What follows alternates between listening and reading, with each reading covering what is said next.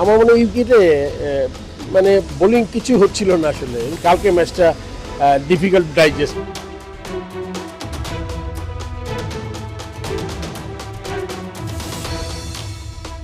Saint কিটসের airport ঠিক অনেক আশা নিয়ে এই সিরিজটা খেলতে এখানে পা রেখেছিল বাংলাদেশ দল। এই সিরিজটার আগে টানা 11টা ম্যাচে ওয়েস্ট ইন্ডিজকে টাইগাররা হারিয়েছিল। সুতরাং এই সিরিজটা জিতে হ্যাটট্রিক ওয়ানডে সিরিজ জেতার একটা স্বপ্ন দেখেছিল ওয়েস্ট ইন্ডিজের মাটিতে টাইগাররা, কিন্তু সেটা হয়নি। হতাশা নিয়ে এই এয়ারপোর্ট দিয়ে কিছুক্ষণ আগে টাইগাররা চলে গেছে সেন্ট ভিনসেন্টে। একই এয়ারপোর্ট দিয়ে বোর্ড প্রেসিডেন্ট ফারুক আহমেদও আসলে এক বুক হতাশা নিয়ে তিনি ফিরে গেছেন, তবে তার গন্তব্য সেন্ট ভিনসেন্ট না, তিনি চলে গেছেন আসলে দেশের পথে। বাংলাদেশ থেকে এসেছিলেন 2টা ওয়ানডে দেখবেন, শেষ পর্যন্ত 3টা ওয়ানডে দেখেছেন, কিন্তু ফিরে গেছেন এক বুক হতাশা নিয়ে। যাবার আগে 71 খেলা যোগে জানিয়ে গেছেন আসলে এই সিরিজটা নিয়ে তার হতাশার কথা কিংবা প্রাপ্তিটা কি আসলে টাইগারদের, কিংবা চ্যাম্পিয়ন্স ট্রফিতে আসলে বাংলাদেশ কেমন করতে পারে, সব কথাই তিনি জানিয়েছেন 71 খেলা যোগে। ফারুক ভাই, একটা মানে হতাশার সিরিজ আসলে বাংলাদেশের জন্য, কারণ বাংলাদেশ এই সিরিজটার আগে টানা 11টা ম্যাচে ওয়েস্ট ইন্ডিজকে হারিয়েছিল, এখানে এসে হোয়াইট ওয়াশ হলো। 2টা ম্যাচে তো 300+ রান করেও জিততে পারলো না। আপনার কাছে কি মনে হয় আসলে হতাশার কিছু আছে কিনা এই সিরিজটাতে?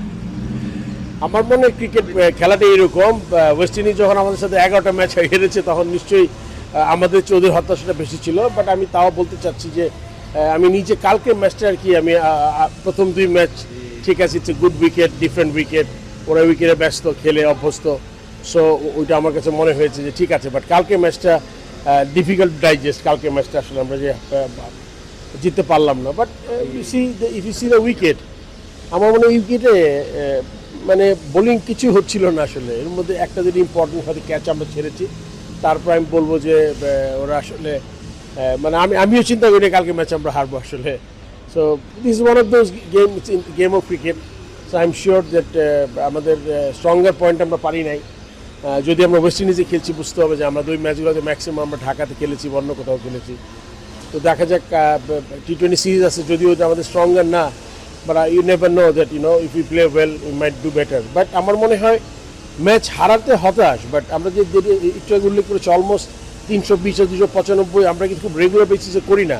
এটা কিন্তু একটা ভালো উইকেটে যদি আমরা রেগুলার খেলি, আমাদের মনে এই স্ট্রেংথটাও আসবে যে আমরা রেগুলার বেসিসে 350 পোস্ট করতে পারবো, which will be good for the team. And এইটা কিন্তু এই পজিটিভটা নিজের থেকে নিয়ে যাবে আর কি, এই পজিটিভটুকু। ফারুক ভাই, ম্যাচের পরে আসলে ক্রিকেটারদের সঙ্গে আলাদা করে কথা হয়েছিল কিনা আপনার? এবং যেহেতু সামনেই চ্যাম্পিয়ন্স ট্রফি, তার আগে প্রিপারেশনটা কেমন হলো? আর তো আসলে ওয়ানডে মানে ম্যাচ নাই আমাদের খেলা। আমাদের এই প্রিপারেশনটা আর ওয়ানডে নাই, কিন্তু আমাদের বলবো যেটা হারাটা বাদ দিলে ব্যাটসম্যানরা আই এম শিওর ব্যাটিং অর্ডারটা, যদি আমাদের 3-4টা ইম্পর্টেন্ট প্লেয়ার নাই, তারা ফিল্ডে কীরকম কম্বিনেশন হবে।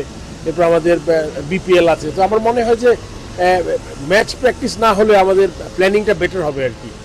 কারণ আমরা বিপিএলের সুযোগটা পাবো। বিপিএলের সময় আমাদের যে কোচ আছে সে হয়তো বিপিএলের লাস্ট লেগের ম্যাচগুলো দেখবে, এরকম কথা হয়েছে আমার সাথে। Dhaka face and then final হয়ে তারপর হয়তো আমরা প্ল্যান করবো আর কি।